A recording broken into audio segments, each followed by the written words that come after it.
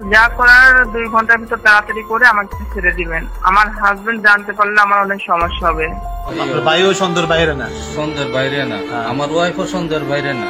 দর্শক, এবার পুলিশের হাতে ময়নার মা ও চাচার আরো একটি গোপন কল রেকর্ড ফাঁস হয়েছে, যেখানে ময়নার মা নিপা বেগম ময়নার চাচাকে ফোনে বলেন, যা করার 2 ঘন্টার ভেতর করে দিবেন, আমার স্বামী জানতে পারলে অনেক সমস্যা হবে। দর্শক, তাহলে কি ময়নাকে মারার পরিকল্পনা করেন তার মা ও চাচা? জানতে হলে না টেনে সম্পূর্ণ ভিডিও দেখতে থাকুন, আর দয়া করে চ্যানেলটি সাবস্ক্রাইব করে রাখুন, যাতে দেশের সকল গুরুত্বপূর্ণ আপডেট সবার আগে জানতে পারেন। দর্শক, প্রথমেই আসি ময়নার মা ও চাচার কল রেকর্ড নিয়ে। এই কলটি ফাঁস হয় ঘটনার ঠিক 24 ঘন্টা আগে করা এক ফোনালাপ থেকে। জানা গেছে এই কল করেছিলেন ময়নার চাচাকে। আর সবচেয়ে বিস্ময়কর ব্যাপার হলো, এই ফোনটি করা হয়েছিল একটি পুরনো মোবাইল নম্বর থেকে, যেটি এতদিন নজরে আসেনি। আরেকটি গুরুত্বপূর্ণ বিষয় হলো, এই কলের কথোপকথন এতটাই গোপন ছিল যে পরিবারের কেউই সেটা জানতো না, এমনকি চাচা নিজেও সেই নম্বরটি পরে বন্ধ করে ফেলে। অনেকের ধারণা এই গোপন কথাবার্তাগুলোতেই লুকিয়ে আছে ময়নাকে মারার মূল পরিকল্পনার সূত্র।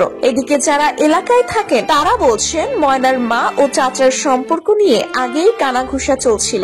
এমনকি কয়েকজন প্রতিবেশী এমনটাও জানিয়েছে, ময়না অনেক সময় এসব বিষয়ে ভীত থাকতো। তাহলে কি কল রেকর্ডে থাকা কথাবার্তার পেছনেই লুকিয়ে আছে সেই ভয়ঙ্কর সিদ্ধান্ত? তাহলে কি ময়না কিছু জেনে ফেলেছিল, যার কারণে তাকে সরিয়ে দেওয়ার পরিকল্পনা হয়? এবার আসি ঘটনার অন্যদিকে, ইমাম ও মুয়াজ্জিনকে নিয়ে। দর্শক, অনেকেই হয়তো জানেন না, গত 6 জুলাই ময়নার মরদেহ উদ্ধার হওয়ার পরে মসজিদের ইমাম হামিদুর রহমান ও মুয়াজ্জিন সাইদুল ইসলামকে পুলিশ গ্রেফতার করে, কারণ তাদের দেওয়া বিবৃতির মধ্যে বেশ কিছু অসঙ্গতি ছিল। কিন্তু এরপর কেটে গেছে প্রায় 1 মাস, এখন পর্যন্ত কোনো সুনির্দিষ্ট প্রমাণ দেওয়া যায়নি তাদের বিরুদ্ধে। আর এই অবস্থায় সামনে আসে আরো একটি বড় খবর। শানের সাহাবা জাতীয় খতিব ফাউন্ডেশন নামে একটি সংগঠন জেলা প্রশাসক ও পুলিশ সুপারের কাছে একটি স্মারকলিপি দিয়েছে। তাদের দাবি, ইমাম ও মুয়াজ্জিনকে দ্রুত মুক্তি দেওয়া হোক, কারণ তাদের বিরুদ্ধে কোনো বাস্তব ভিত্তি নেই। তারা সব সময় নৈতিকতা বজায় রেখে চলেছেন, এমন সাক্ষ্য দিচ্ছে এলাকার মানুষ। স্মারকলিপিতে আরো বলা হয়েছে, এই 2 ধর্মীয় দায়িত্বশীল ব্যক্তিকে বিনা কারণে আটকে রাখা ধর্মীয় অনুভূতির অপমান এবং এটা মানবাধিকার লঙ্ঘনের শামিল। দর্শক, প্রশ্ন জাগে, যদি ইমাম ও মুয়াজ্জিন নির্দোষ হয় তাহলে কে দায়ী? এবার আসি এলাকার মানুষের প্রতিক্রিয়ার দিকে। অনেকেই বলছে, ময়নার মা ও চাচা যখন তদন্তে আসে তখন তাদের চেহারায় কোনো ভয়ের ছাপ ছিল না। তারা ছিল চুপচাপ কিন্তু ঠান্ডা মাথায় কথা বলেছে। কয়েকজন বৃদ্ধা সাক্ষী বলেছে, বেটি, আমরা তো ছোটবেলা থেকেই হুজুরকে দেখতেছি, সে এইরকম কাজ করতে পারে না। এখন বলি আরেকটা চাঞ্চল্যকর বিষয়, সেটা হলো ডিএনএ রিপোর্ট ফাঁস।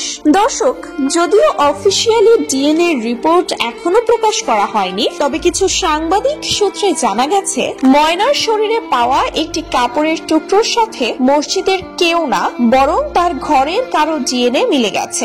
আর এই রিপোর্টেই নাকি বড় প্রভাব পড়বে তদন্তে। অনেকেই ধারণা করছে, যদি ডিএনএ রিপোর্টে মায়ের বা চাচার প্রমাণ মেলে তাহলে ইমাম ও মুয়াজ্জিন নির্দোষ প্রমাণিত হবে। তখন এই মামলার মোড় পুরোপুরি ঘুরে যাবে। শেষে এসে প্রশ্ন থেকে যায়, যদি ইমাম সাহেব নির্দোষ হয়ে থাকে তাহলে কি এর দায় ময়নার চাচা ও মায়ের? তারাই কি ময়নাকে মারার জন্য দায়ী? আপনার মতে কে দায়ী ময়নার মৃত্যুর জন্য? কমেন্ট করে জানান। আর যদি ইমাম সাহেবদের মুক্তির পক্ষে থাকেন তাহলে একবার লাইক দিয়ে জানান আপনি ন্যায়ের পক্ষে। আর যদি এমন গুরুত্বপূর্ণ ভিডিও ও আপডেট প্রথমে পেতে চান তাহলে চ্যানেলটি এখনই সাবস্ক্রাইব করে রাখুন। আপনার একটি সাবস্ক্রাইব আমাদের জন্য অনেক বড় প্রেরণা। ধন্যবাদ পুরো ভিডিওটি দেখার জন্য। পরবর্তী আপডেটে আবারও দেখা হবে। আল্লাহ হাফেজ।